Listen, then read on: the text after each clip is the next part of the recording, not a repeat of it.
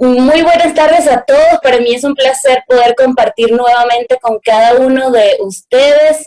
Agradecer nuevamente a Patti Verdugo y todo el equipo de ILAN Asesoría y Capacitación por abrirnos esta ventana al conocimiento.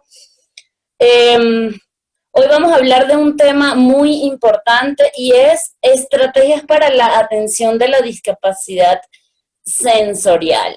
En intervenciones anteriores ya hemos hablado de lo que es la discapacidad. En otras ocasiones yo les comentaba cómo se subdividía y pues la discapacidad sensorial es una de estas subdivisiones que hay dentro del campo de la discapacidad. Hoy lo que vamos es a conocer a grandes rasgos estrategias y formas de abordaje dentro de las aulas, ¿ok? Quisiera que esta charla fuera muy participativa porque son muchos y muy puntuales cada uno de los casos que ustedes pueden atender dentro de sus salones de clases. Sin embargo, pues aquí vamos a tratar de manera general la mayoría de los aspectos con que nos podríamos encontrar y formas de abordaje de cada uno de estos. Sin embargo, debemos recordar que ninguna regla es rígida, que una estrategia te puede funcionar bien para un estudiante y no para otro. Entonces, también quisiéramos nutrirnos de cada una de sus experiencias. Avanzamos en la segunda lámina para ya comenzar. Y lo primero que vamos a hacer es nuevamente reforzar y recordar qué es la discapacidad sensorial. Y la discapacidad sensorial es aquella en la cual se encuentran personas que presentan deficiencias visuales, auditivas y a quienes presentan problemas en la comunicación y el lenguaje. Entonces vemos que dentro del grupo de discapacidades, digamos que este tiene un espectro un poco amplio porque abarca 3 discapacidades diferentes, ¿ok? Como les decía anteriormente, la discapacidad visual, la discapacidad auditiva y también los problemas del lenguaje y la comunicación. Avanzamos y lo que vamos a hacer es ir abordando cada una de las discapacidades y a su vez métodos y estrategias con las cuales podríamos intervenir en nuestra área de clases. Lo primero que vamos a ver es la discapacidad visual. ¿Y qué es la discapacidad visual o quiénes la presentan? A ver, la discapacidad visual la presentan personas con deficiencias funcionales del órgano de la visión y funciones asociadas, incluidos los párpados. Está determinada por los niveles de deterioro de la función visual y que se determinan desde el punto de vista médico, ¿verdad? Tras la medición de la agudeza y el campo visual de cada uno de los ojos por separado. Entonces, dentro de este concepto hay cosas muy importantes que puntualizar. Lo primero es decir que son quienes presentan deficiencias funcionales. ¿A qué me refiero con esto? Que obviamente no toda persona con lentes correctivos presenta una discapacidad visual, no. Porque si con un aparato o un lente correctivo, en este caso, nosotros podemos ya equiparar la visión a un nivel en el cual podamos realizar todas nuestras actividades cotidianas sin ningún inconveniente, pues obviamente allí la discapacidad no está presente. Yo cuando hablaba de discapacidad en uno de nuestros primeros encuentros, les decía que la discapacidad no solo está determinada por el déficit que tenga la persona desde el punto de vista físico o médico, sino de cómo eso actúa en interacción con el medio ambiente y genera la imposibilidad de realizar cosas. Entonces, es cuando tenemos un déficit realmente que limite nuestras funciones, cuando existe una discapacidad visual. Otra cosa puntual es que fíjense que no solo está determinada por la parte interna del ojo, sino también inclusive sus partes asociadas como los párpados. ¿Por qué? Porque hay personas que presentan problemas de caídas de párpados muy severas, por ejemplo, que no pueden mantener un nivel de apertura en el ojo y eso también les ocasiona una discapacidad. Entonces es importante eh, tener en cuenta esto. Y bueno, se establecen tras la medición de la agudeza y el campo visual. Aquí vamos a hablar un poco de qué es la agudeza visual y qué es el campo visual. Fíjense, la agudeza visual está determinada para observar cosas muy específicas y por eso limita en funciones tales como el poder leer, el poder ensartar una aguja, el poder mirar a un punto fijo.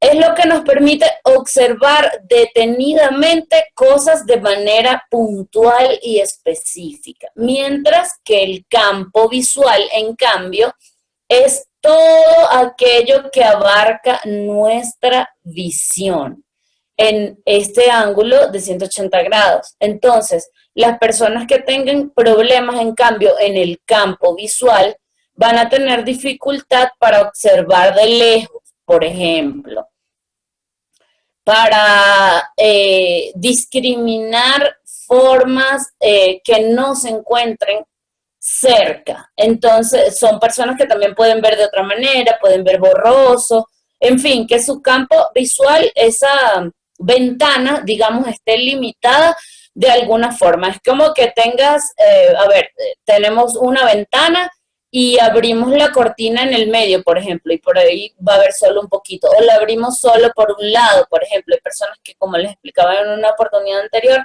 ven solamente de un lado del ojo. Entonces, esas personas tienen problemas, en cambio, en el campo visual. Hay personas que presentan problemas en ambas cuestiones, tanto en el campo visual como en la agudeza visual. ¿Ok?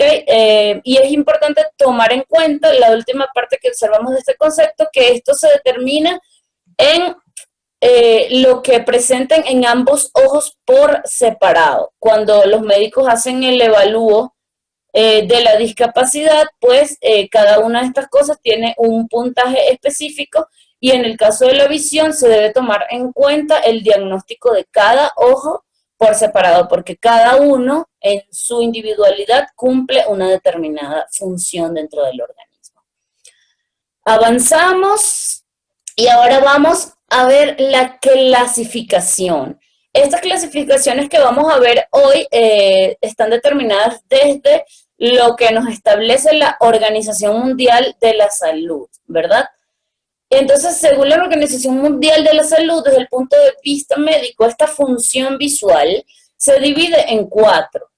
Visión normal, discapacidad visual moderada, discapacidad visual grave y ceguera, ¿ok? Yo les comentaba que es muy importante saber el diagnóstico de la persona, porque no todos dentro del aula van a tener el mismo tratamiento. Hay un error recurrente, yo creo que en la mayoría de las partes del mundo, y es que a las personas con discapacidad visual las tratan mayormente a todos como ciegos, y resulta que dentro de la discapacidad visual la mayoría de la población tiene una baja visión y necesita un tratamiento muy diferente al de una persona con ceguera total. Entonces es importante tomar en cuenta esto. Por ejemplo,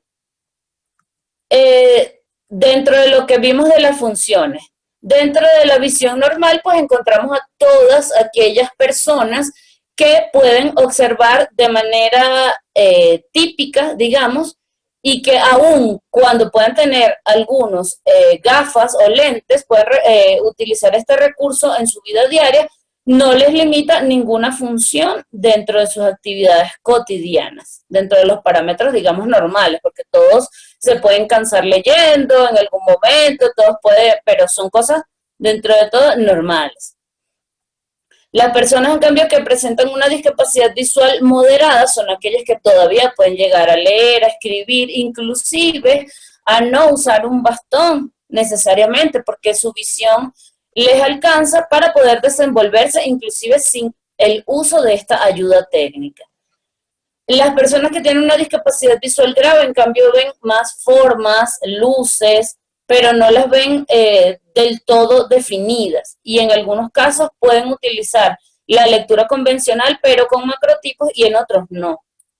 Mientras que las personas que poseen ceguera son aquellas que presentan menos de un 0,5% de la visión y obviamente están imposibilitadas para distinguir cualquier forma, color, entre otros. Es importante tener todos estos parámetros en cuenta. ¿Por qué? Porque a la hora de tener a nuestros estudiantes dentro del aula, las personas, por ejemplo, con discapacidad visual total deberán hacer uso del sistema Braille. Pero una persona que tenga baja visión y su recurso visual le alcance para discriminar grafemas, letras, formas, así sea con ayuda de macrotipos, pues deberá utilizar su recurso visual y no necesariamente tiene que usar el braille. Sí es importante que si tiene un pronóstico de pérdida de visión a futuro, obviamente sí aprenda a utilizar esta herramienta. Pero mientras pueda estimularse el recurso visual que la persona tenga, debe hacerse. Avanzamos. Y ahora vamos a hablar de los aspectos a tener en cuenta dentro del espacio de trabajo, cuando existe un estudiante con discapacidad visual. Estos aspectos son generales para quienes tienen tanto ceguera como baja visión. Y hay unos que podemos adecuar en ciertos momentos de una forma u otra, ¿ok? Primero, la ubicación accesible del aula. Es cierto que una persona con discapacidad visual, luego de haberle hecho un reconocimiento previo del espacio, puede llegar perfectamente. Sin embargo, es importante tomar en cuenta que exista una ubicación accesible en la cual no hayan elementos con los que la persona pueda sufrir algún daño físico, es decir, que no generen peligro. Hay que tener en cuenta esto. Por ejemplo, si existe un área de la institución en donde haya una vereda muy alta y esto no tenga baranda, por ejemplo, es importante evitar que la persona, aunque pueda ser muy ubicado, pues es importante evitar que el aula pueda estar precisamente allí. Entonces allá habría que hacer una adaptación curricular de acceso de grado 1 y ubicar el grado de este estudiante donde haya posibilidades de que él pueda ser independiente, entrar y salir sin la ayuda de nadie. Recuerden que todas las adaptaciones curriculares nos van a ayudar no solo al estudiante, sino a todo el entorno educativo, porque mientras la persona sea más autónoma y más independiente, pues vamos a poder convivir de mejor manera todos. ¿Okay? Entonces, lo primero es la ubicación accesible del aula. Evitar obstaculizar el paso. Es importante que los pasillos, si tienen macetas, si tienen adornos o si hay carteleras, no se encuentren en el medio. Eso suele pasar mucho. O que, por ejemplo, cambian las cosas de orden y no se lo informan previamente a la persona. Entonces es importante no obstaculizar el paso, ser conscientes e indicarle a los compañeros de clase también que, por ejemplo, no dejen sus objetos personales en el suelo, porque, bueno, la persona con discapacidad visual puede caminar por allí y no sabía que eso estaba allí, puede inclusive ocasionar algún daño.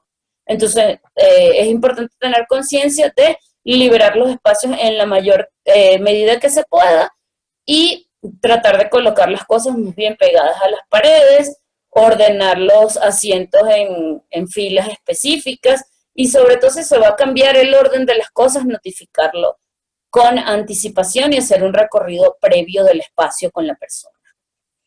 Las puertas deben estar abiertas del todo o cerradas del todo. Es muy común que la gente suele dejar las puertas a la mitad. Y resulta que una persona con discapacidad visual no siempre usa el bastón. Por ejemplo, les voy a explicar. Cuando nosotros estamos en exteriores, es lógico que tenemos que tener el bastón todo el tiempo. Pero si tú estás dentro de un espacio muy conocido, como el interior de tu casa o como el interior del aula, donde ya tú te conoces todo, no necesariamente vas a tener el bastón agarrado en todo momento. ¿Por qué? Porque es un sitio en el que te sientes seguro. Entonces es importante mantener, por ejemplo, las puertas o del todo cerradas o del todo abiertas para evitar golpes. Es recomendable que se pueda jugar con la iluminación dentro del aula. ¿Y por qué digo que se pueda jugar?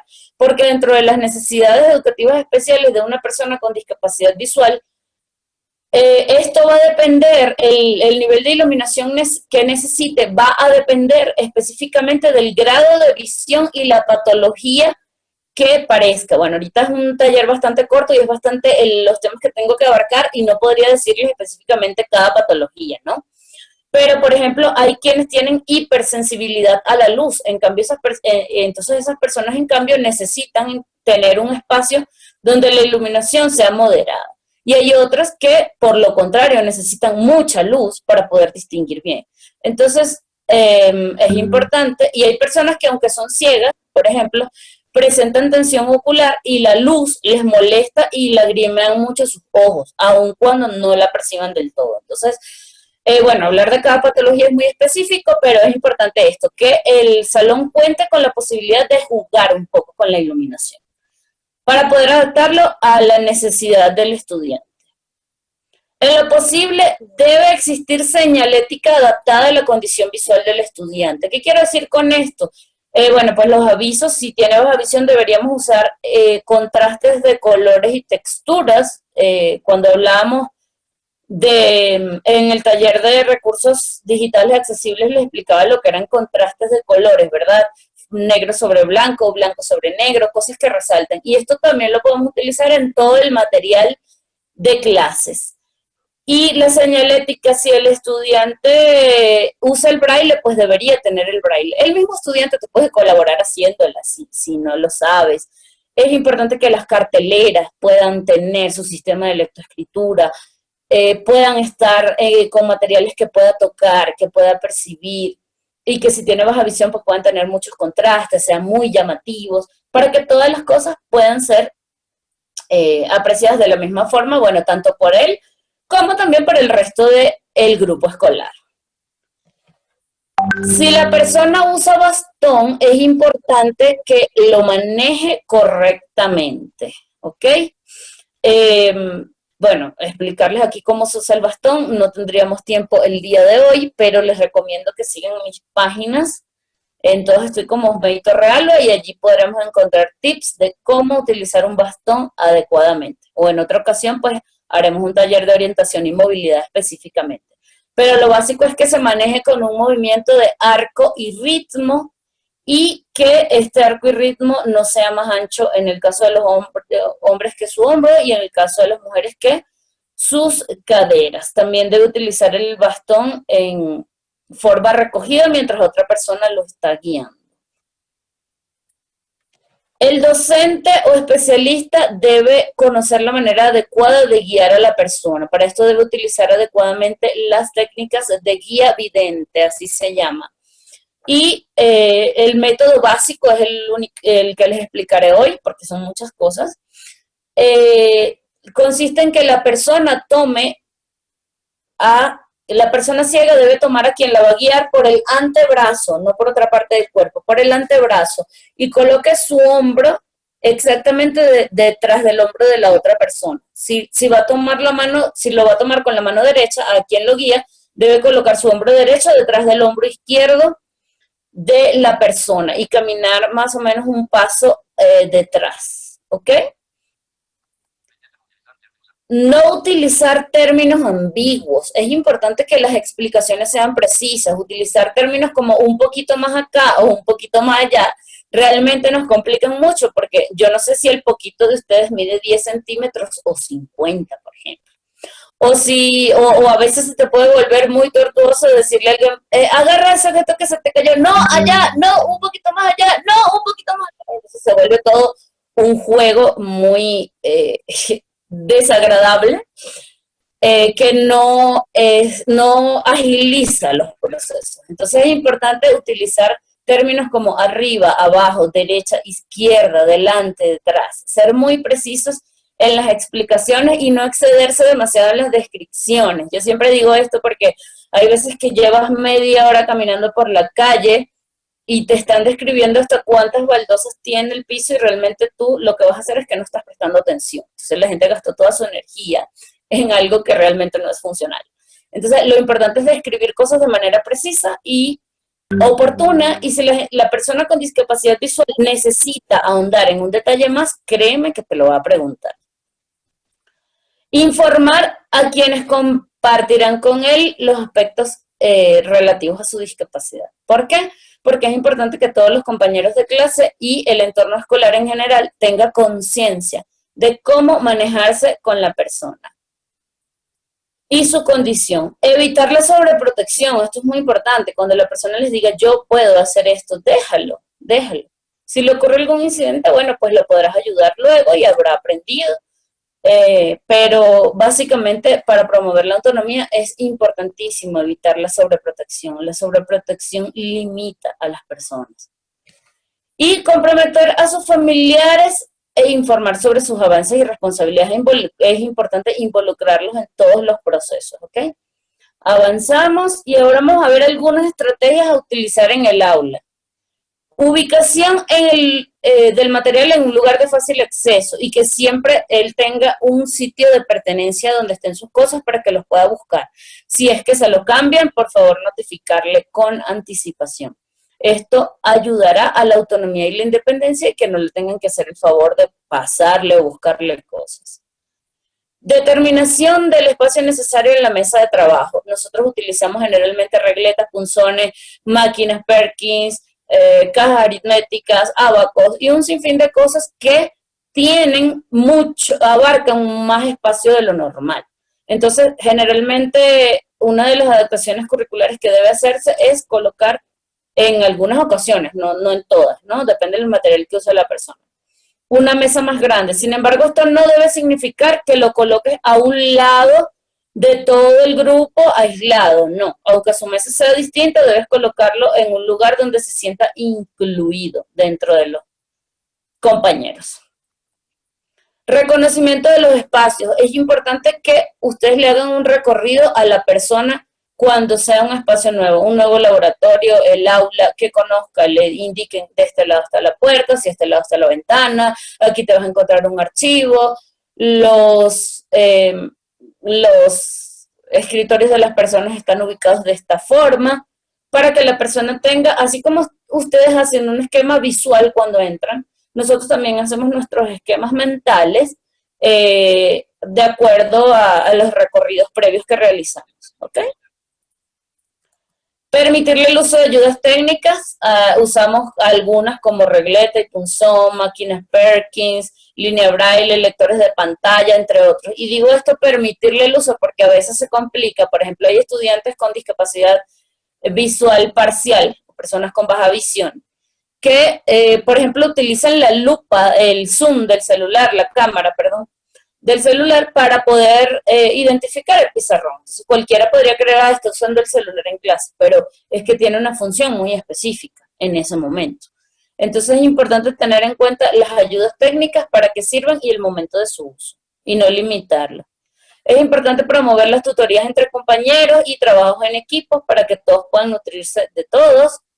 Promover en la observación el resto de los sentidos. Yo les decía esto en conversaciones anteriores, observar no solo ver.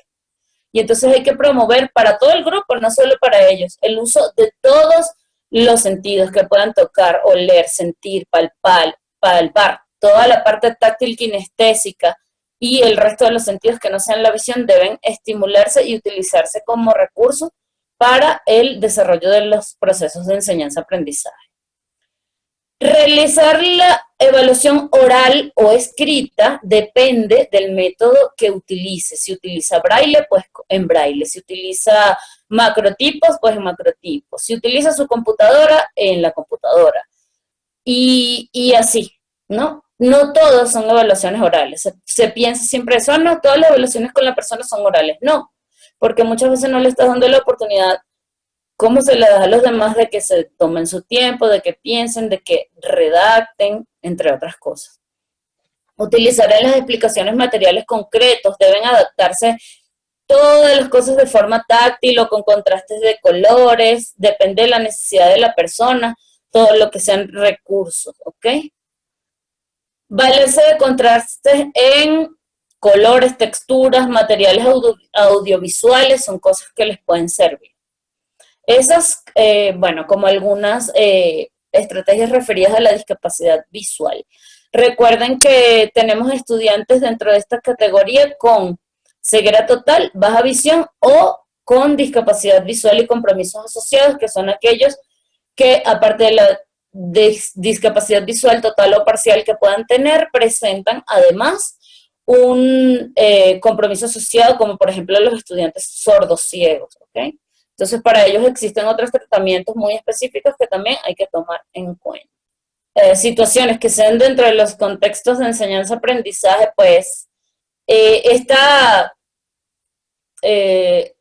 relata algo que siempre se pregunta a la gente, ¿no? ¿Cómo es el tratamiento de los colores? Y fíjense que cómo el resto de los sentidos te puede llegar a igual, a poder crear desde tu imaginación otras perspectivas. Y también lo importante que es la ayuda de la familia, veíamos como la mamá le dictaba, la ayuda de los compañeros que también le describían ese mundo exterior, y gracias a lo cual él pudo llegar a realizar dentro de su cerebro un proceso imaginativo pues, que funcionó muy bien.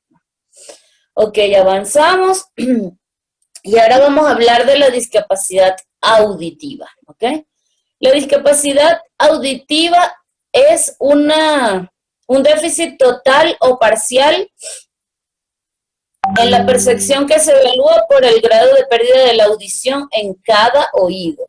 Al igual que como lo hablaba de los ojos desde el punto de vista médico, al hacer el avalúo de la discapacidad, se observa lo que pueda tener de patología en cada oído por separado. Como les decía, cada uno cumple una función distinta en el cuerpo por separado y limita o no las funciones en alguna medida. Entonces, avanzamos, vamos a ver la clasificación dentro de la discapacidad auditiva, igual desde el punto de vista médico, lo que nos dice la Organización Mundial de la Salud, pues es que existen también 4 parámetros. La audición normal, que es aquella que presentan mayormente personas que no necesitan de ninguna ayuda técnica para oír, y aunque en algún momento puedan oír menos que otros, sus parámetros están dentro de lo que podríamos considerar normal, más del 80 o 90%. La pérdida auditiva leve es aquella que ocurre cuando hay algunos sonidos que no se distinguen del todo bien. Sin embargo, esta no afecta ni el lenguaje ni la forma de interactuar con los demás. Lo que puede pasar es que, bueno, de pronto pregunte la persona que dijiste, le expliques otra vez y pueda entenderlo perfectamente. Pérdida auditiva media, y aquí vamos, digamos que, agravándolo y pueden tener, empezar a presentar problemas inclusive en el lenguaje un poco, pero con la ayuda de prótesis auditivas pueden alcanzar inclusive a comunicarse con los demás. Tal vez su lenguaje en ocasiones sí, en otras no sea del todo fluido, pero sí es un lenguaje perfectamente entendible y su lenguaje comprensivo también con ayuda de estas prótesis auditivas que no son más que amplificadores de sonido se pueden desenvolver de una manera óptima, ¿ok? La pérdida auditiva severa, a veces funcionan en ellos las prótesis auditivas para distinguir algunos sonidos y otros no tanto. Su lenguaje aquí ya se ve más limitado y tenemos la pérdida auditiva profunda, que son aquellas personas que ya tienen una pérdida total de la audición, generalmente no presentan un lenguaje oral y ni siquiera las prótesis auditivas les sirven de ayuda, ¿ok? Y deben utilizar la lengua de señas. Es importante hacer dos acotaciones puntuales. La primera es que a las personas con discapacidad auditiva se les debe llamar así, personas con discapacidad auditiva o en tal caso personas sordas. Es erróneo utilizar el término sordomudos. ¿Por qué? Porque ¿cómo aprendemos nosotros? Nosotros aprendemos a hablar por un proceso de imitación y eso, el habla, lo adquirimos a través de la audición. Entonces, nosotros tenemos una mamá que todo el tiempo nos dice, diga, repite, mamá, mamá, mamá, y entonces nosotros logramos articular luego esa palabra por imitación. Una persona sorda no tiene esta posibilidad de poder oír para poder emular. Entonces, por eso no desarrollan el lenguaje oral. Sin embargo, si les hicieran un examen desde el punto de vista médico, su aparato fonador estaría en las mismas condiciones que el de otra persona. Entonces, por eso no son mudos, ¿ok? Hay quienes sí presentan un problema del lenguaje y sí presentan mutismo, eso lo vamos a ver más adelante, pero las personas que presentan discapacidad auditiva, en un 99% solo son sordas y por eso no se les debe llamar sordomudos, ¿ok? Es un error. Y ellos defienden mucho esta terminología y es importante respetarse. Y entonces podemos decir que los podemos catalogar, ya vimos las clasificaciones específicas desde el punto de vista médico, pero entonces los podemos catalogar en personas sordas, que son aquellas que tienen una pérdida profunda, y en personas hipoacúsicas, que son aquellas que presentan restos auditivos y es importante estimular estos restos auditivos que presentan y tratar de utilizarlos en pro de la comunicación, porque una de las mayores barreras con las que ellos se enfrentan es precisamente la barrera de la comunicación. Y a las personas sordas es importante respetarles el uso de la lengua de señas, ¿ok? La lengua de señas es una lengua porque presenta todas las características sintácticas y morfológicas que presenta nuestra lengua oral, ¿ok? Se dividen en el punto de articulación de la mano, el espacio visoespacial que tengan que manejar, y así cada una de estas partes tiene su propia función, pero todas cumplen la función de una lengua, ¿ok? Y es importante respetar su uso. Anteriormente, en muchos años atrás, se obligaba a las personas sordas, como les dije, como no son mudas realmente, su aparato fonador sí funciona, les obligaban a la oralidad. Muchas escuelas todavía en el mundo, lamentablemente, presentan esta tendencia. Y es una tendencia no inclusiva, porque debemos respetar la diversidad de cada quien. Y ellos puede que se comuniquen y hagan un gran esfuerzo y generalmente llegan a desarrollar una voz muy gutural. Pero bueno, podrían hacer el esfuerzo y aprender a hablar.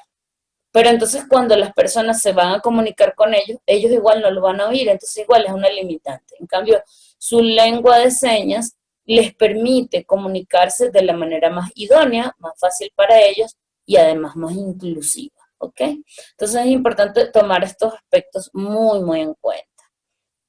¿Ok? Avanzamos y ahora vamos a hablar de los aspectos a tener en cuenta en el área de trabajo a nivel general. Recuerden que ninguna regla es específica y cada particularidad pues, que posee cada persona nos hará ajustar en mayor o menor medida nuestros recursos. Asegurar una buena iluminación para poder facilitar la lectura labial. ¿Ok? Ellos utilizan la lectura labial como uno de sus recursos. Hay quienes lo hacen en mayor medida y otros en menor, pero hay que asegurarles que cumplan con unas condiciones buenas de iluminación con las cuales él puede observar. ¿Ok? Generalmente la persona debe sentarse delante cuando están en un aforo de muchas personas. El mobiliario deberá estar dispuesto de tal forma que las personas puedan ver a otros. Son muy importantes con ellos espacios como las mesas redondas, ¿verdad? Donde todos nos ubicamos en círculo, porque ellos podrán tener un panorama visual de todas las personas, ¿ok? No es lo mismo que nos pasa a nosotros. Tenemos que ponernos en cuenta en el lugar de la otra persona. O sea, cuando no sepamos qué hacer y una persona no, oye, tápense los oídos por un momento y y piensen qué puede sentir, porque por lo menos nosotros podemos tener alertas, así no estemos viendo hacia ese lado del salón y están hablando, yo escucho y yo volteo, pero la persona no tiene esta posibilidad, entonces deben ofrecerles un panorama en el cual pueda observarlos a todos, ¿ok? Disponer señaléticas visuales para la identificación de los espacios. Para esto utilizamos muchos los pictogramas, son muy útiles, o podemos hacer uso del método TEACH, establecer rutinas con imágenes y gráficos que visualmente nos indiquen de una manera rápida y fácil lo que tenemos que hacer, hacia dónde tenemos que ir o el lugar en el que nos encontramos. Es muy recomendable que quienes van a interactuar con la persona, si esta persona no maneja el lenguaje oral, si no es hipocúsica, maneje el lenguaje de señas por lo menos en un nivel básico y se pueda apoyar en él para el resto de las explicaciones, que pueda utilizar también el lenguaje escrito. Pero es importante que maneje y que haga el esfuerzo, aunque sea, de aprender estas formas básicas de comunicación con ellos. Se van a sentir muy incluidos. Además, dentro de los procesos de inclusión, estas cosas llaman mucho la atención, lo que es el braille, la lengua de señas. Son sumamente importantes porque, por ejemplo, cuando yo realicé mi proceso de integración, de inclusión, hace muchos años, pues no se hablaban de todos estos equipos interdisciplinarios necesariamente. No era que tenías a todo un equipo allí, ¿no? Contigo. Entonces, pero en mi caso fue súper chévere porque hasta mis compañeros quisieron aprender braille, yo misma les enseñaba y se da un proceso inclusivo en el cual los mismos compañeros por lo general se interesan por aprender y a veces lo aprenden mucho más rápido que inclusive los docentes. Informar y los mismos aspectos concluyentes, ¿no? Informar a quienes compartirán con el espacio para que sepan cómo tratarlo. Y bueno, a él mismo también, porque dentro de los procesos inclusivos él también debe hacer su esfuerzo para unirse a los demás, ¿ok? Recordemos que en los procesos de integración que eran antes, y esa tendencia que ya estamos dejando atrás, veíamos que el estudiante con discapacidad visual se uniera a los demás. No, en cambio ahora en los procesos inclusivos todos debemos tener recursos que funcionen de igual manera para todos y todos sentirse incluidos dentro del mismo espacio. Debemos promover eso. Evitar la sobreprotección, de igual manera, como les explicaba, esto limita, y comprometer a sus familiares y avanzar sobre sus avances y responsabilidades también. ¿Okay? Nunca nos dejemos llevar porque, ay, no, bueno, yo creo que es que él no puede llegar a alcanzar eso, mejor no los limitemos. Siempre pongámosles metas que deban alcanzar, ¿ok? Aparte de que la discapacidad auditiva, tal como la visual, bueno, todos somos diferentes, pero en la mayoría de los casos no involucra la parte cognitiva. Así que ellos pueden desarrollar los contenidos, claro, con ciertas adaptaciones, pero dentro de lo posible con las mismas condiciones y oportunidades que los demás. Ahora vamos a avanzar y vamos a hablar sobre las estrategias recomendadas en el aula. Llamar su atención antes de hablarle con una seña, tocando ligeramente su hombro si está de espaldas o moviendo la mano en el espacio visual de la persona. Es importante que él sepa que te estás dirigiendo a él. Si no te oye, pues tienes que hacérselo saber, ¿ok? Habla siempre de frente para que observen en todos momentos los labios. Si ustedes en algún momento se tienen que colocar de espaldas a los estudiantes para escribir en el pizarrón, pues cuando vayan a hacer la explicación, por favor, voltéense, ¿ok?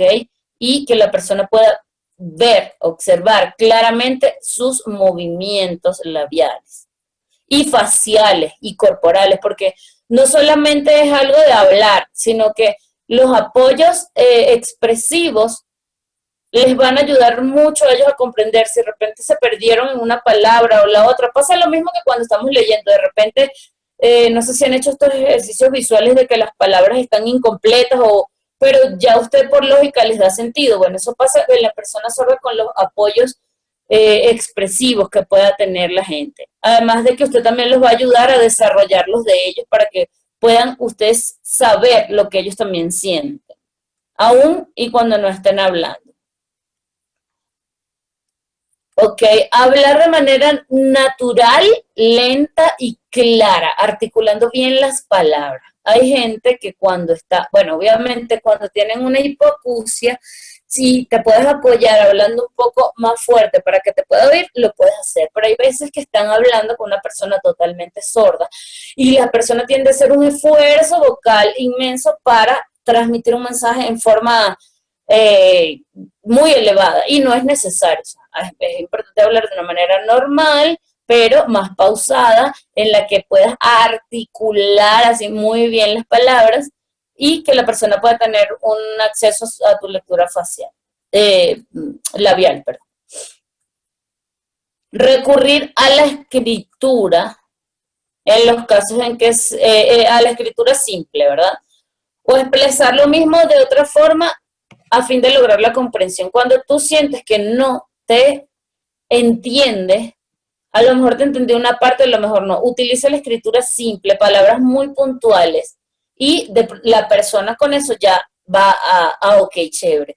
No les hagan entender nunca, por favor, no les hagan pensar que entendieron cuando no lo hicieron. Es importantísimo para ellos. Ellos van a preferir que ustedes ellos les repitan una y otra vez lo que les quieren decir, a que usted diga, ah, sí, sí, sí, perfecto, y no lo haya entendido, aparte que es una falta de respeto, ¿no? Para enunciar cosas muy específicas como nombres, direcciones, nombres de medicamentos, cosas muy puntuales, es mejor utilizar el lenguaje escrito para que puedas tener garantía de que te entendió. O, por ejemplo, darle una nota, mandarle un mensajito en el celular para que él pueda, en tal caso, recurrir a otra persona y que la persona le pueda explicar. ¿Ok? Entonces es importante valerse del lenguaje escrito cuando sea necesario. Utilizar frases cortas y vocabulario simple, ayudando a la comunicación con gestos, como les decía. Las expresiones faciales, corporales, los gestos, así ustedes no dominan de todo el lenguaje de señas, yo creo que todos se aprenden a comunicar de una manera visual con apoyo gestual. Entonces eso también es importante que puedan utilizarlo en la medida de lo posible. Suplir los medios sonoros de comunicación por otros medios de información. ¿Okay? Cuando tengamos un video en el que solo son cuestiones que para que la persona entienda tiene que escuchar, pues tenemos que utilizar otros recursos como pictogramas, como textos escritos muy simples. Recuerden que ellos no utilizan mucho los artículos, sino que a veces su redacción en el lenguaje escrito puede ser un poco diferente, pero ustedes deben ayudar a que ese proceso mejore y respetarlo también, ¿ok? Permitirle el uso de ayudas técnicas como sus prótesis auditivas en el caso de que las requiera. Hay otros que utilizan implantes cocleares, por ejemplo, y hay que tener un tratamiento más cuidadoso con ellos.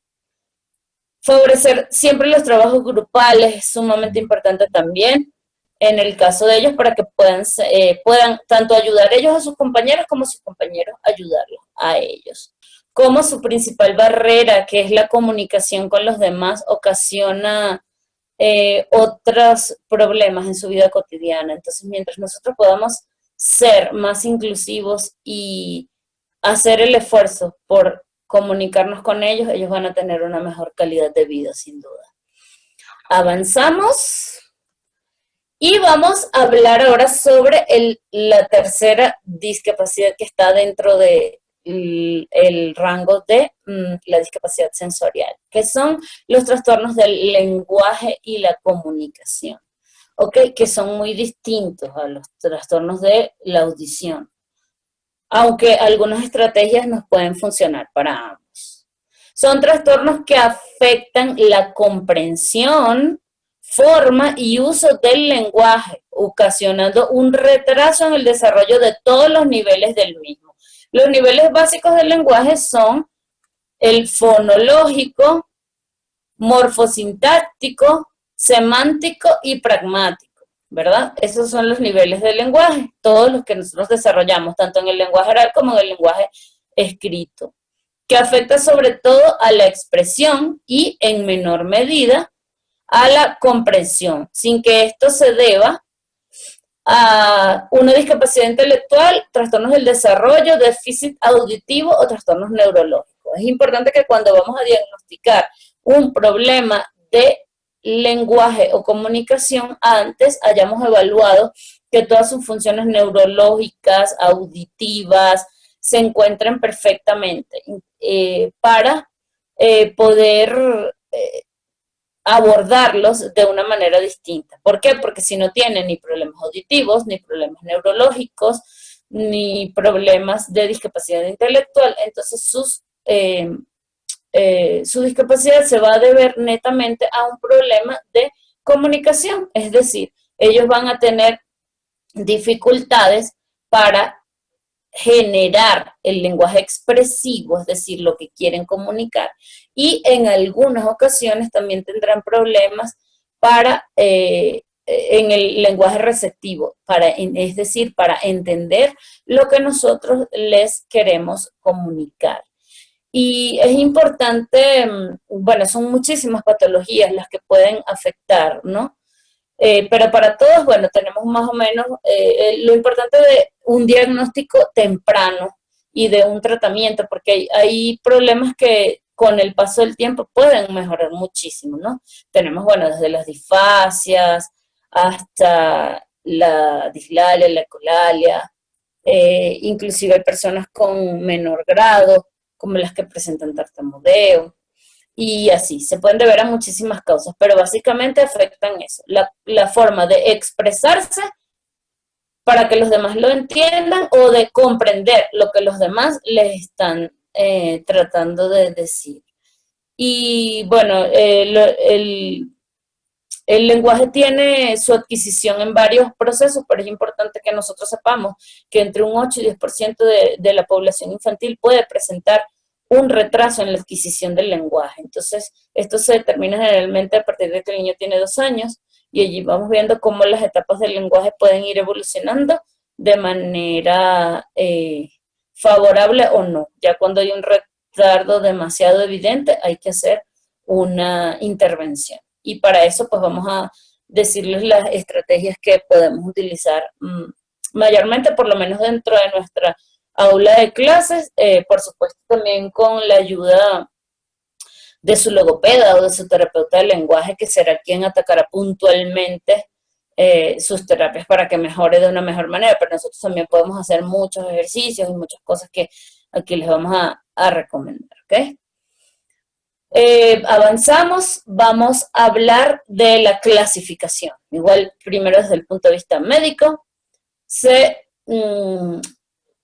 subclasifica en un trastorno del lenguaje leve, moderado, grave, en estos tres. Entonces, generalmente las personas que tienen un trastorno del lenguaje leve van a poder comprenderse, su lenguaje comprensivo va a estar idóneo, van a poder comprender todo lo que les dice y van a tener dificultad, en cambio, para pronunciar algunos fonemas, ¿okay? O algunas palabras difíciles, algunas sílabas como pla, como tra, como las fricativas, fresa, por ejemplo, les va a costar decir, problemas en la pronunciación de la R, ¿okay? Por ejemplo. Pero dentro de todo van a poderse comunicar, o personas que pueden presentar, por ejemplo, tartamudeo, de pronto, tienen un trastorno del lenguaje leve, ¿ok? Las que tienen un trastorno del lenguaje moderado ya se les dificulta más hablar, expresarse, ¿ok? A veces van a poder comunicarse muy poco, su lenguaje va a ser muy reducido, o a veces no casi, ¿ok? Y alcanzan una comprensión también, por lo general. Y en cambio, los que tienen un trastorno del lenguaje grave, se encuentra limitada su expresión, presentan un mutismo por lo general, y en algunas ocasiones presentan también dificultades para entender lo que los demás les están diciendo. ¿Ok? Eso básicamente. Como les digo, son muchísimas las patologías que existen, pero bueno, podríamos decir que todas entran dentro de estas características generales, aunque cada quien tenga una particularidad específica. Avanzamos y ahora vamos a ver aspectos a tener en cuenta en el área de trabajo con estas personas. Emplear apoyos visuales para compensar su comprensión. Podemos utilizar tarjetas, pictogramas, les podemos hacer las rutinas, les podemos apoyar con muchos gráficos, con muchos dibujos, con muchas flechas, indicaciones, que ellos puedan comprender. Siempre hagan un material que sea llamativo y que también les pueda servir con el resto del grupo. Utilizar tarjetas, juegos de memoria, o inclusive no solo limitarse al uso de tarjetas y cuestiones netamente visuales, sino también kinestésicas, objetos ya con otras dimensiones, ¿verdad? Y que puedan también oler, que puedan también sentir, no se limiten solamente a explorar o trabajar un solo sentido, ¿ok? Es importante, la multisensorialidad debe estar presente en todo, inclusive con todos sus estudiantes. Van a llegar a tener procesos de enseñanza y aprendizaje mucho más enriquecedores. Utilizar información sencilla, estructurada y con apoyos. Para ellos es muy importante que las indicaciones sean muy precisas, claras y generalmente tengan órdenes específicas. Y bueno, enunciados que tengan precisamente, cumplan con estas características, o sea, un orden claro. En principio, establecer rutinas hasta que vaya adquiriendo más vocabulario es importante para que pueda analizar y pueda llegar a alcanzar niveles de comprensión y luego cuando desarrolle su lenguaje escrito pueda utilizar todas las herramientas morfológicas, sintácticas del idioma y pueda formular sus propias oraciones de la manera más idónea posible, ¿ok? Mantener contacto ocular permanentemente con ellos. Ellos utilizan mucho el sentido de la visión, pero también no solo se limiten a la parte ocular, aunque es la indispensable y la primordial, ellos oyen, entonces con ellos pueden utilizar mucho también los sonidos y otras cosas que los puedan estimular. Hablarles más despacio de lo normal, pero sin romper la entonación ni la prosodía natural. ¿Por qué? Porque la forma en que ustedes les hablen va a ser la forma en que ellos luego lo hagan. Entonces es importante que aunque ustedes lo hagan despacio para que puedan alcanzar un nivel de comprensión mayor, no pierdan la entonación ni la prosodia natural de lo que están queriendo decir. Con las mismas inflexiones de voz que utilicen, depende del momento, la emoción, lo que quieran comunicar, eso no lo deben perder porque deben estimular en ellos precisamente el uso de todas estas herramientas. Y por supuesto hay que utilizar frases acordes a su nivel de producción del lenguaje y de comprensión, ¿ok? Debemos ir brindándoles muchas herramientas, mucho lenguaje progresivamente, pero debemos asegurarnos que lo que les decimos lo pueden comprender para poder ir avanzando de una manera eficiente. Apoyar el lenguaje con gestos naturales, tal y como lo hablábamos en la parte de la discapacidad auditiva, pues apoyar el lenguaje con gestos naturales hará que ellos se apropien más rápido del nuevo vocabulario. Sustituir las preguntas directas por preguntas de alternativa forzada. Y esto no funciona con todos los niños en sus niveles primarios de adquisición de lenguaje, ¿verdad? Los niños que aprenden y que tienen un vocabulario más enriquecido son aquellos a los cuales usted les da la oportunidad de también decir ¿qué es lo que quieres? ¿Agua o té? Y él te tiene que decir agua o te tiene que decir té. No solamente señalarse lo que quieres esto o esto, no. Estimúlenlos a que ellos tengan que hablar, a que ellos tengan que producir ese lenguaje, no le den las cosas hasta que no se las enuncie, por ejemplo. Entonces, estas preguntas de alternativa forzada son muy útiles, ¿ok? No darles más de una instrucción a la vez. Ellos, como les dije, también tienen en muchos casos, aunque en menor medida, problemas en la comprensión. Entonces, si usted les da 2 o 3 instrucciones a la vez, es muy probable que no le vayan a seguir el hilo de todo lo que quiere hacer. Mejor váyales explicando paso a paso y cuando vaya cumpliendo la tarea, vaya añadiendo las otras cosas adicionales o competencias que usted desea que la persona ejecute. Y bueno, también lo mismo, ¿no? Informar a todas las personas los aspectos generales referidos a su condición, evitar la sobreprotección y comprometer a sus familiares e informar sobre sus avances y responsabilidades. Y ahora vamos a avanzar con algunas estrategias que les podríamos recomendar en el aula. Emplear la técnica de la expansión, extensión e incorporación. ¿De qué se trata esta técnica? De ir aumentando progresivamente el lenguaje, ¿ok? Partimos de una palabra que ya conoce, entonces ahí expandimos un poco el vocabulario, ¿verdad? Extensión, le vamos mostrando más cosas relacionadas con eso, más verbos que puede utilizar, para referirse a ese mismo objeto, y luego incorporamos vocabulario nuevo, partiendo de ese que ya conocen. Recuerden que las experiencias significativas son muy importantes para lograr precisamente aprendizajes que sean duraderos, que perduren. Entonces utilicen todas las experiencias previas que ellos tienen, como hacíamos con el andamiaje, ¿verdad? Y vayan incorporando otras nuevas. Utilizar la imitación o modelado. Esta técnica nos puede servir mucho. Por eso debemos ser patrones para ellos. Y también podemos utilizar a sus compañeritos para que ellos puedan imitar y emular.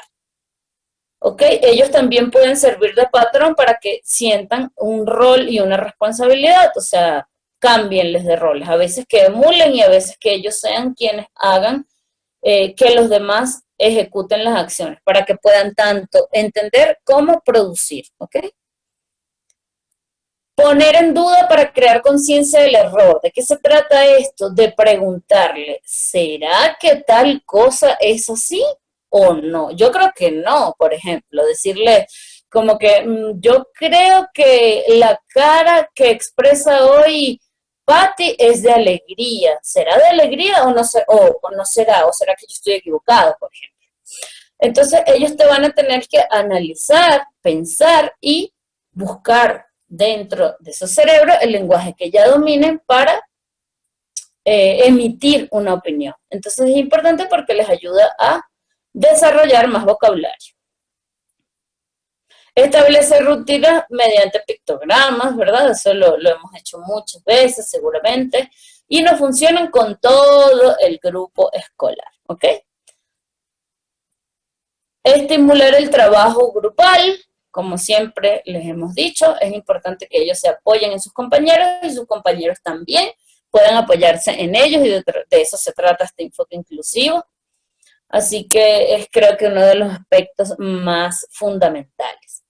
Vamos a colocar un video donde, donde podremos observar varias dificultades dentro de los trastornos del lenguaje a la hora de producir el lenguaje oral, ¿ok?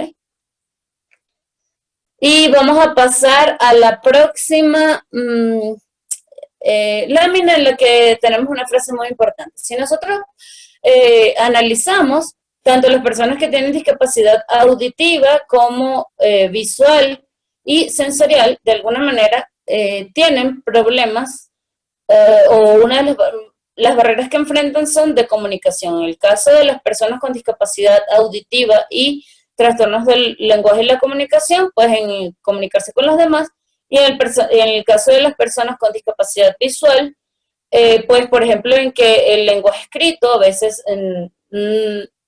no se puede llegar a la comunicación porque las personas no conocen el braille.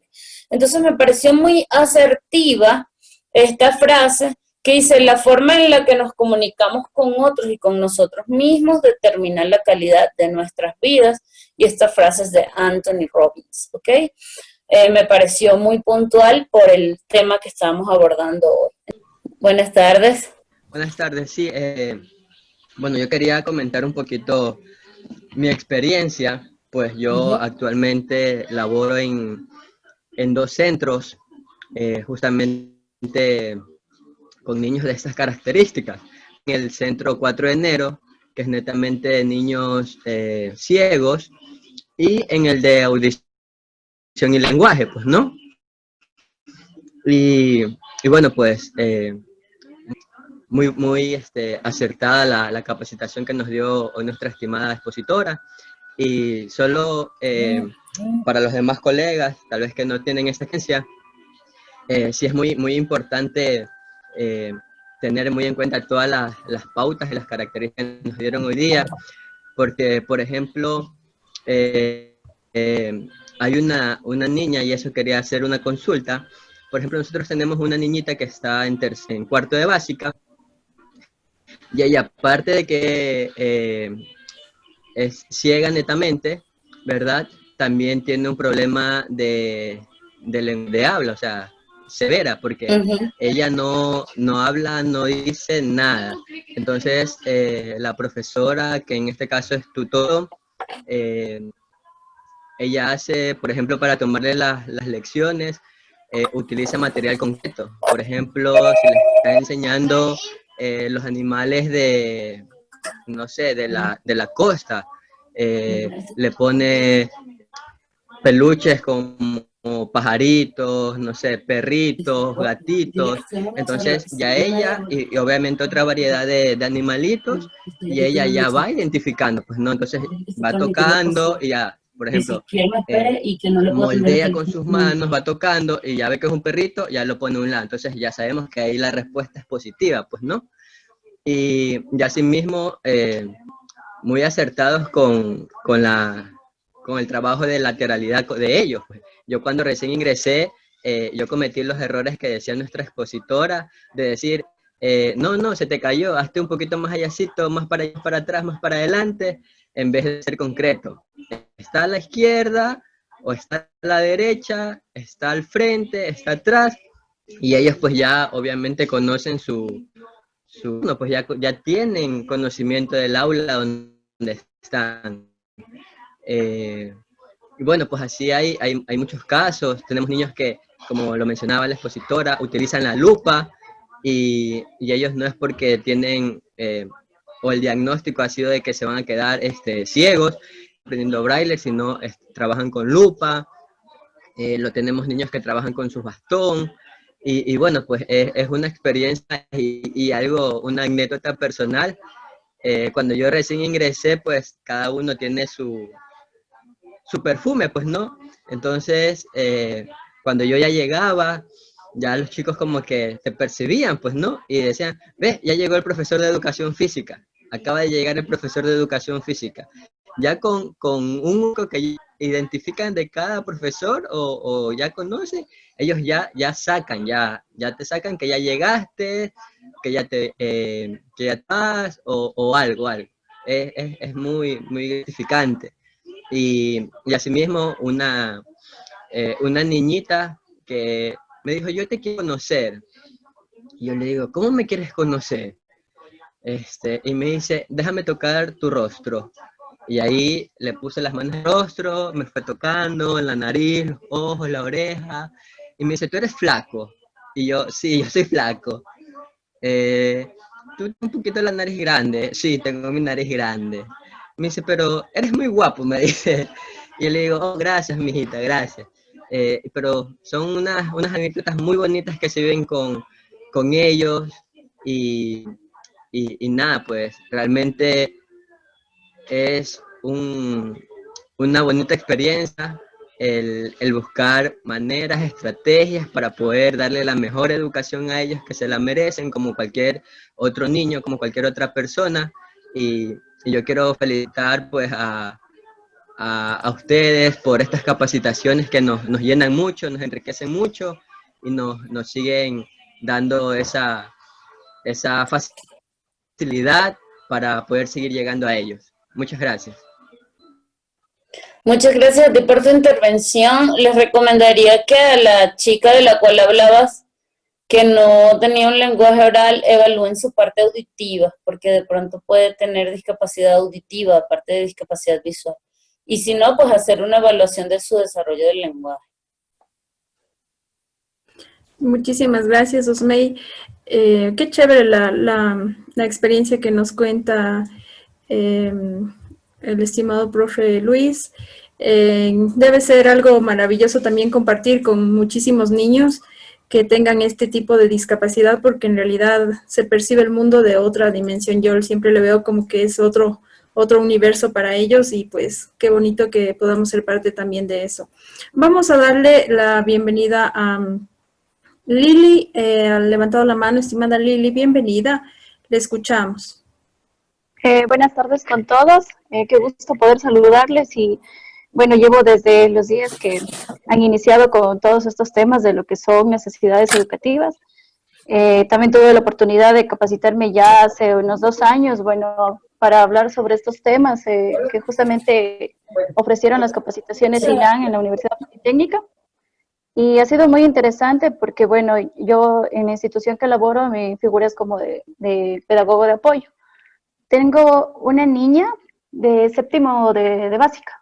Bueno, esta niña tiene discapacidad auditiva, bueno, tiene su carnet con el 52%. Ha sido muy bonito trabajar con ella, incluso, bueno, mi labor era ir apoyándole a ella, tanto como a la profe, se elabora el DIAC y todo. Bueno, eso se apoyaba en institución, pero ahora que ya estamos con esto desde casa, sí nos preocupa un poco porque la mamita de la niña también, o sea, aparte, bueno, la señora no es que ha terminado toda su formación en lo que es la escuelita, creo que me parece que solo hasta tercero o cuarto de básica. Bueno, la señora puede, o sea, leer solo un poco. Y el hijo mayor de la señora también tiene lo que es discapacidad auditiva. No sé en qué porcentaje, pero el hecho es que el niño le ayuda ahora a la niña. Y sí nos preocupa un poco porque, o sea, no es lo mismo. La señora tiene internet, todo en casa, pero no, las clases virtuales que se dicen no podrían ser tan favorables para ella porque la niña en sí, para ella es complicado un poco cuando las personas a veces no le hablan así de frente o no están hablándole claro, utiliza también ella lo que es el audífono. Pero es una niña muy pilas, o sea, ella cuando está uno al lado, uno se le explica como nos decía, que hay que hablarles con palabras y ir aumentando lo que es su lenguaje para que ellos vayan entendiendo. Pero ahora sí se nos ha complicado un poquito porque nos comentaba la mamita que a veces incluso está como que ya no quiere más, ya no quiere porque no está entendiendo ahora. Entonces yo sí quería, no sé, pedirle si me puede ayudar con algunas sugerencias, cómo poder trabajar con la niña, porque la niña dentro del aula, mientras, o sea, alguien esté quien le pueda guiar, la niña puede trabajar muy bien, pero ahora sí se nos dificulta un poco por lo que está desde casa, tanto ella con la mamita, o sea, no, la mamita hace lo que puede y el hermano, pese a su dificultad también, o sea, le está apoyando, pero no sé si me puede ayudar con alguna estrategia para poderle ayudar a la niña que le mencionaba. Mi querida profe, bueno, un poquito se cortó antes su audio, pero para hacerle un resumen a Osmey, que bueno, justo también estaba escuchándole, el niño, el hermanito mayor que le está ayudando a la estudiante. Ajá. Sería, sería bueno que se pueda reunir con él de manera exclusiva para poder trabajar con él, cómo poder ayudarle. Obvio no van a tener los mismos resultados que en clase, ¿no? En sí, bueno, conversar un poquito con él, a ver de qué forma podemos ayudarle y tener una rutina de trabajo, como siempre hemos estado diciendo todos los días aquí, realmente para trabajar con necesidades educativas y mucho más. Ahora que es virtual, debemos establecer rutinas, aunque sea de 3 pasos, pero son rutinas. Entonces, si nos reunimos, son 3 pasos claros los que vamos a hacer. Primero me vas a escuchar, tal vez, me vas a escuchar lo que te voy a enseñar. Me voy a demorar tanto tiempo, entonces dándole las órdenes claras para que sepa, me vas a poder ver o me decía, la niña que tenía discapacidad muy severa en la auditiva, mi estimada profe. Diosmey, para que... Sí, tiene un 52%, bueno, sí, pero ella si usted le habla así de frente y como articulando bien las palabras y ella sí lee los labios, pero el problema es que, bueno, como ahora estamos con... Te pregunto, Sí, ¿qué diga. predomina más en ella, la discapacidad visual o la discapacidad auditiva? No, la auditiva. Ah, ya. Bueno, entonces si predomina más su discapacidad auditiva, debes tratar de usar la mayoría de recursos visuales posibles y apoyarte, en este caso, en el núcleo familiar para que ellos transmitan el mensaje. Obviamente, si te estás comunicando por ella en el entorno virtual, tienes que hacer un close-up lo más cercano posible para que ella igual te pueda hacer una lectura de labios, ¿sí? ¿Y utiliza prótesis Ya. auditivas o no? Sí, sí, sí, sí utilizo. Bueno, con las prótesis auditivas también se puede ayudar un poco y puedes utilizar también el apoyo igual del lenguaje oral. Pero en el caso de la sordoceguera, como te digo, los tratamientos y los abordajes son muy específicos y están determinados, como te lo preguntaba, por qué discapacidad prevalece más en ella. Entonces, igual hay que utilizar la auditiva, ¿no? Ok. Igual hay que, Ujú. ¿posee lenguaje oral o no? Poco, poco también. Poco, pero sí puede expresar algunas cosas. Sí, algunas palabras, cuando por ejemplo usted le pregunta, le decimos, ¿entendiste? Y ella a veces solo con la manito intenta decir más o menos, o sea, le sale poco las palabras así. O a veces dice, no mucho, entonces, pero así, o sea, no claro, pero se le entiende que eso dice ella. Claro. Ella tienen que incentivarle también al uso o sea, a que pueda estimular el poco lenguaje oral que tiene, pues que lo pueda estimular y que también aprenda el uso de la lengua de señas para poder expresarse. Si bien a veces no va a poder, bueno, si tiene una visión bastante moderada, va a poder igual ver desde cerca lo que le puedas estar expresando. Entonces, en estos casos es importante utilizar todos los apoyos posibles que pueda estimular el lenguaje oral porque todavía tiene restos auditivos y que pueda apoyarse en el lenguaje de señas para aquellas cosas que aún con el lenguaje oral no pueda expresar. Ujú. Ya, muchas gracias. A ti. Buenas tardes. Tengo un Buenas tardes. problemita con una alumna, ¿no? Ajá. Está en segundo grado, pues ella cuando se le pone trabajo, se cansa mucho, o sea, digamos, a lo mucho tengo que aprovechar en 5 o 10 minutos que ella puede hacer, de ahí el resto todo el día quiere solo estar jugando. Entonces, ¿cómo me pueden ayudar con ella? Porque la verdad yo empleo todo lo posible para poder llegar hacia ella, para que pueda un poquito más de parte de ella, para que pueda seguir con las tareas. Claro, no, a ella no le pone tareas como los otros niños. O sea, yo trabajo en una escuela fiscal, entonces Uh-huh. este es el problema con la niña. Y además los trabajos que yo realizo, pues, eh, son guiándome pues en guías, ¿sí? de Ministerio de Educación que nos dan para apoyarnos. Y pues eso les comento y a ver si cómo me pueden ayudar o qué trabajo más les puedo dar yo a ella o qué tareas o cómo. Eh, por lo que me dices, yo creo que es importante hacer trabajos de modificación de conducta, porque de pronto ella dice, ya me cansé, pero a lo mejor pudiese haber dado un poquito más. Quiero bajar otra página. Entonces es importante realizar técnicas de refuerzo de conductas y a la vez también utilizar los tiempos fuera como recompensa. Si lo que le gusta es el juego, pues utilizar eso para podérselo dar de incentivo cuando realice efectivamente la tarea.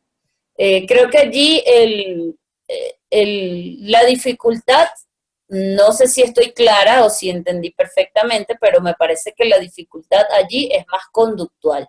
Si bien es cierto, hay veces que por una discapacidad, pues hay niños que pueden cansarse, que su rutina de pronto no puede ser la misma. Hay otros en los que, bueno, y en todos en general, es importante ir estableciendo rutinas y ampliando poco a poco sus tiempos de trabajo. Si primero hacía 15 minutos, después lleguemos a 20, después lleguemos a 25, y bueno, después de los tiempos fuera, volver a retomar otra vez actividad. Sí, nada más para compartir un poco mi experiencia. Yo hace 2 años tuve una niña con hipoxia profunda bilateral. Llegó desde 1 año de edad. Yo estoy en el nivel preescolar, pertenezco a CAPEP, un centro de atención psicopedagógico a nivel preescolar, Tuxpan, Veracruz, México. Y yo estoy específicamente, tengo a cargo 3 escuelas. Esta niña cuando llegó al kinder era su primer año de escuela. Tuve que trabajar desde un inicio lo que era adaptación en el aula, me metí a cursos de lengua de señas mexicanas, tuve que adecuar mucho material, trabajar de manera individual con ella, y como usted dice, el soporte familiar pues fue lo principal. ¿Sí me escuchó? Sí, sí.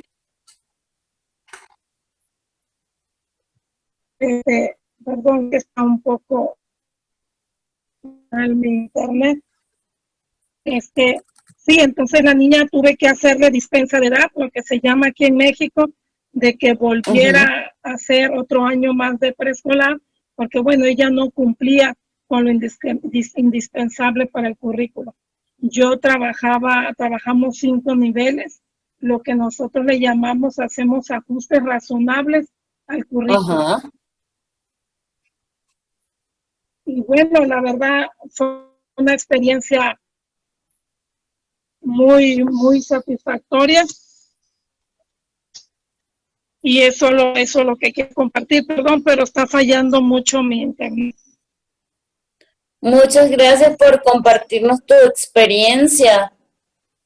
Y bueno, tú tocabas un punto muy importante y es el de los ajustes razonables. Y en el enfoque de, por ejemplo, el diseño universal del aprendizaje, esto es muy importante porque, como tú bien lo has hecho, debemos realizar estrategias que nos sirvan para todos por igual.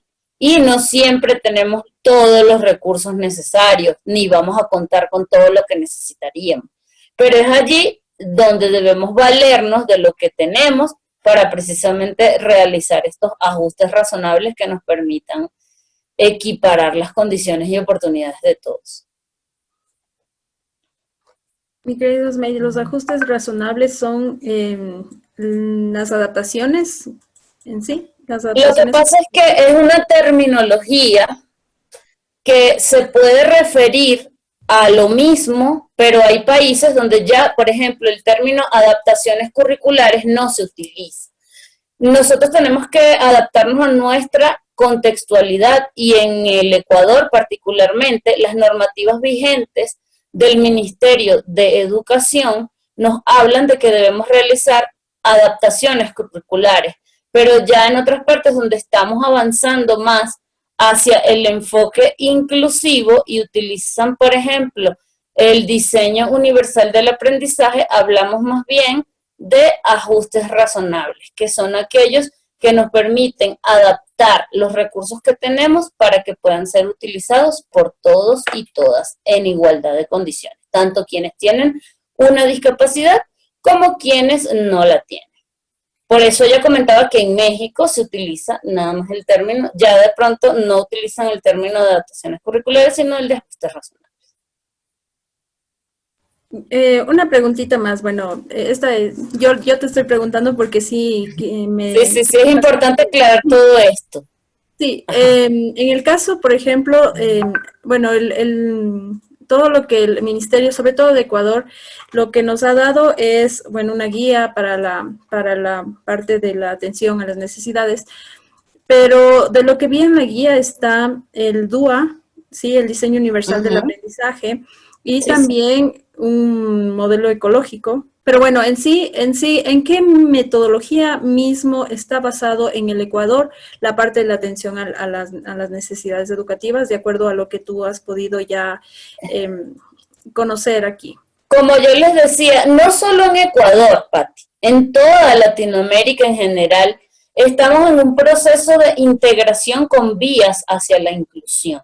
Y por eso observamos cosas como que los modelos a seguir tienen un enfoque inclusivo, como tú lo decías, en la guía está presente estos 3 enfoques, el ecológico, el DUA, y el humanista también, que tienen características de inclusividad. Sin embargo, usamos todavía ciertas terminologías y hablamos, por ejemplo, a veces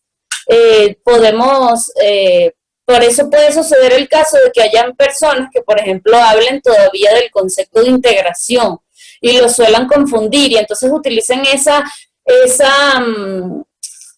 concepción que se tenía antes de que no, bueno, cuando el alumno se integra es que se une a los demás y cuando se incluye solamente está allí, no, y resulta que es diferente, vamos de la integración a la inclusión, precisamente porque en el enfoque integrador nosotros con discapacidad nos precisamente integramos al grupo, éramos como que íbamos nosotros hacia ustedes. En cambio, en el enfoque inclusivo ya todos estamos y pertenecemos. Entonces, en Ecuador, tal como en toda Latinoamérica, sí tenemos una mira y nuestra meta y nuestro objetivo y todo se basa y se tiene que basar en el enfoque inclusivo, pero obviamente todavía tenemos como sociedad, porque es un reto de toda la sociedad, ¿no? Elementos que nos permiten afianzar y decir, y esto es un criterio muy personal también, pueden diferir de mí muchas personas, ¿no?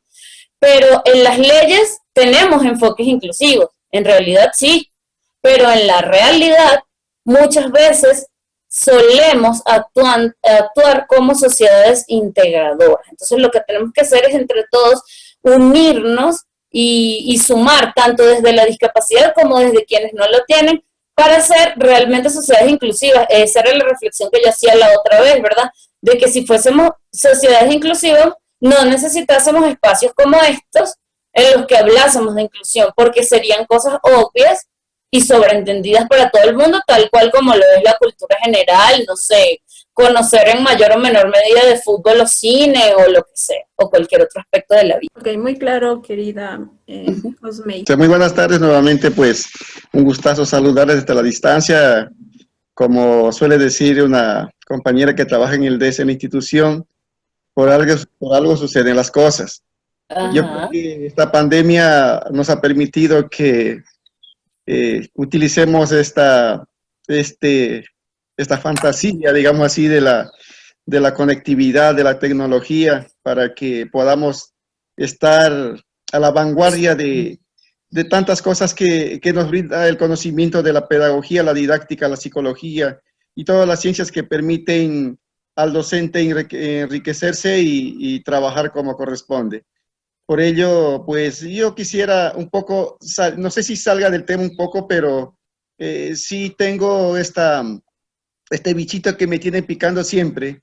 Es la pregunta con respecto, se ha hablado, yo he escuchado también que muchas veces los docentes hacemos lo que muchas veces hacen los médicos en los hospitales, una práctica, mala práctica médica. Y en el caso de los docentes sería una mala práctica pedagógica. Yo creo que los problemas también se producen en las aulas de clases con nuestros estudiantes. Yo no sé cómo usted lo cataloga esta situación de esta problemática que nosotros muchas veces como docentes lo hacemos en el aula de clases. A ver, yo parto primero, y esto lo hago como persona, más que desde el ámbito profesional, como ser humano, yo parto de, primero, no prejuzgar a los docentes, entender sus situaciones. Y partiendo desde ese punto, lo primero que tengo que decir es que la mayoría de las situaciones ocurren primero por el desconocimiento. No fuimos formados en las universidades para atender a la diversidad. Esa es la realidad. Y muchas veces, hasta estudiando educación inclusiva, hay veces que de pronto se enfatizaba en el área puntual de la carrera. Y entonces, como les digo, por eso es que yo no podría decir que somos sociedades inclusivas aún, sino que estamos en vías hacia eso y hacia allí debemos apuntar. Entonces, sí, muchas veces ocurren malas prácticas pedagógicas, como que, por ejemplo, etiquetamos a las personas, y cuando hablábamos la otra vez de los estereotipos, lo decíamos, pensamos que deben los niños obedecer a una rutina específica, a una estrategia específica que nos va a funcionar, y de repente si no tengo información, pues bueno, lo primero que vi que me recomendaron fue eso y lo hice, y a veces no funciona. El problema es no quedarte en lo que no funciona, sino seguir ahondando, porque obviamente todos somos seres humanos y todos vamos a fallar, pero yo parto de que a veces cuando no se tienen los recursos, pues el ensayo y error funciona si quieres evolucionar con tu estudiante. Y él mismo, como les digo, muchas veces te va a dar las pautas, muchas veces se lo van a hacer los papás, hasta que, bueno, consigamos y tengamos sociedades en las que todos estos conocimientos sean de todos. Entonces, sí, muchas veces ocurren, como usted bien lo mencionaba, malas prácticas docentes, tales como ocurren con la medicina, pero yo siempre soy, no sé si es que soy idealista, ¿no? Pero yo digo que yo partiría como familiar, como persona con discapacidad o como persona del mismo entorno, en primero analizar todo el contexto y partir de que si es un desconocimiento lo que tiene, a lo mejor no tiene mala intención, o a lo mejor ocurre lo contrario, que tiene tanta buena intención, pero como les digo, siempre termina cayendo en el error por pensar en supuestos, en la poca información que tiene. Entonces, sí es verdad, muchas veces ocurren, pero yo creería que un 99% de los casos es por desconocimiento, no es por una mala actitud del docente, aunque hay veces en que realmente sí. No hay perfiles de docentes que sean inclusivos y personas que no tengan la paciencia, pero yo creo que en su mayoría sí lo intenta. Hola, Pati, soy María Elena. Hola, María Elena. Hola, Osmey, ¿cómo estás? Perdón, lo que pasa es que la cuenta me cambió mi hija y por eso está ahí, pero soy yo. ¿Cómo estás, Pati, Osmey? Qué hermosa charla, como siempre. Hola a todos. Muchísimas gracias por permitirme la palabra, Osmey. Primero agradecerte a ti y a Pati por tan hermosa charla, como todas las que con mucho amor les a los profes. Nos nutrimos todos unos de otros, aprendemos todos de todos. Yo creo que a través de la experiencia es cuando más aprendemos, porque vivir en el aula con nuestros estudiantes nos permite reconocer las dificultades y los problemas de cada quien. Yo solamente quería acotar algo, o más bien dicho, hacer una reflexión de que todos debemos ir apuntando hacia un modelo social, a un modelo inclusivo, un mundo más accesible, un mundo donde entendamos que el problema es el entorno y que todos debemos realmente trabajar en una sociedad incluyente. Aprender de técnicas, de accesos, hacer una sociedad que quiera incluir, tomar en cuenta que nosotros debemos cambiar nuestra mentalidad realmente tan cuadrada y me incluyo porque muchas veces cometemos el error de pensar o querer que nuestros estudiantes se adapten a nosotros. Realmente hemos visto en ti, Osmey, tu trabajo, tu esfuerzo, cómo tú te has logrado desenvolver con tanta... nos haces ver que todo ha sido tan fácil, porque te vemos con la tecnología al día, tú haces todo tu trabajo, tienes una maestría y has demostrado realmente que con esfuerzo, con amor y pensando que el tener una discapacidad no es una limitante, sino más bien una oportunidad. Por eso yo realmente mi reflexión es esa, ¿no? Que le veamos al modelo social como un modelo de avanzar, de crecer. El Ministerio de Educación ahora ha hecho y está haciendo cambios, no relativamente grandes, sino paso a paso, tal vez muy lentos, pero vamos viendo que hay un poquito más de intención, ¿no?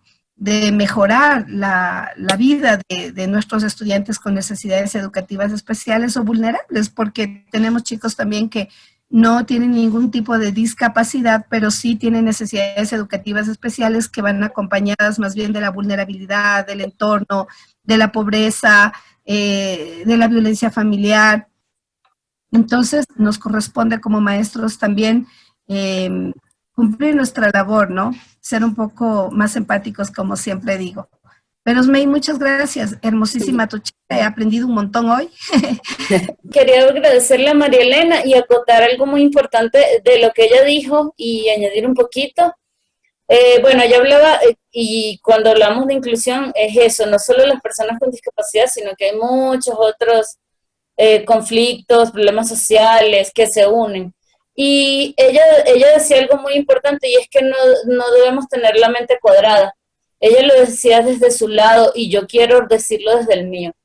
Yo defiendo mucho esto, y muchas personas inclusive con discapacidad pueden discrepar de mi opinión, pero yo pienso que dentro de las personas con discapacidad muchas veces también existe una mente cuadrada. Entonces yo creo que ambas partes tenemos que contribuir, tanto quienes no tienen discapacidad como nosotros, porque saliendo de nuestros propios esquemas, de nuestras propias casillas en la mente, vamos a poder lograr que ese mundo también sea más inclusivo con y para nosotros. Eso quería contar. Hola, buenas tardes, encantada, muy excelente expositora, muy buena la capacitación, y tengo una pregunta. ¿Qué otras estrategias metodológicas puedo utilizar para una audición leve para que el niño me pueda entender con claridad el contenido que estoy impartiendo? Quisiera que me ayude con esa pregunta. Lo primero que yo te recomiendo es saber si tienes una pérdida de audición leve, debes analizar qué oído tiene dominancia, es decir, por cuál oye más, y utilizar este recurso auditivo que tiene en pro de que te pueda ir entendiendo. Lo otro es utilizar un lenguaje sencillo, claro, apoyarte igualmente en muchos gestos y recursos visuales, y por supuesto también irle estimulando el lenguaje escrito. Muchas veces como les digo, su formulación del lenguaje escrito no llega a ser tan rica como la de un niño con audición normal, pero es importante irlo estimulando y que vaya creciendo, ¿no? Y bueno, de resto, tratar de que todo tu contenido o todo lo que le vayas a enseñar tenga un orden, tenga una estructura lógica para que él pueda ya asumir el conocimiento de una manera más digerible.